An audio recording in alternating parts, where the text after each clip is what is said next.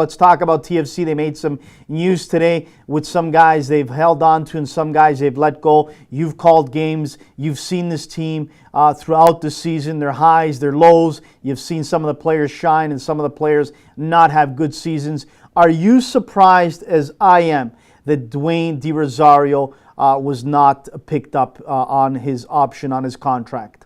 I am very surprised. I really, kind of did a double take when I saw his name on the, on the list of players that were not assigned their options, and given the fact that the team recruited him as aggressively as they did last off season, and really felt that they were going to be, or he was going to be. A big part of their squad going forward, both this year and in the future. I'm surprised that he was left off. I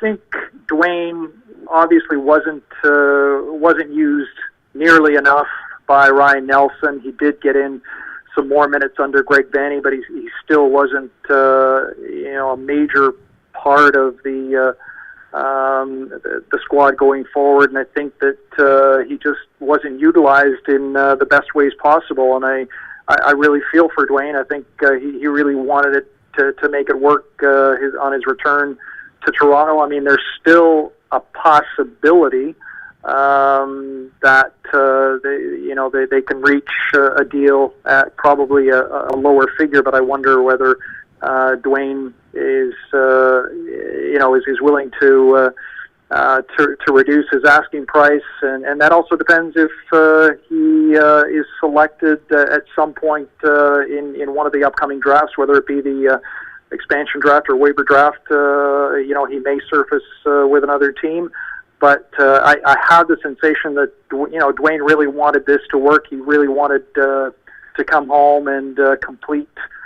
Come full circle. He started, obviously, his pro career with the Toronto Lynx so many years ago in the old A-League, became a stalwart in Major League Soccer, a perennial all-star, an MLS Cup champion, and I'm sure he wanted to end his career in a positive way with Toronto FC.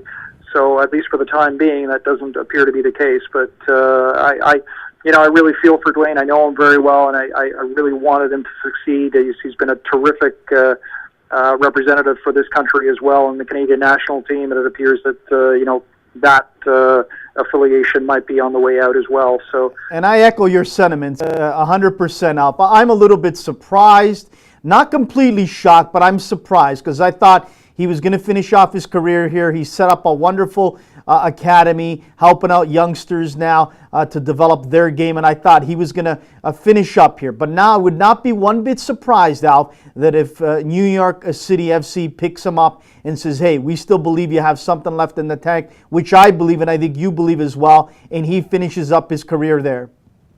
Well, I mean, it would be a great move for him, considering the backing for that franchise, and considering the players they've already signed. As far as their DPs, Frank Lampard and David Villa and Jason Kreis coaching there. So I think it'd be a great fit for Dwayne, and I'm sure that he'd welcome the opportunity if it came.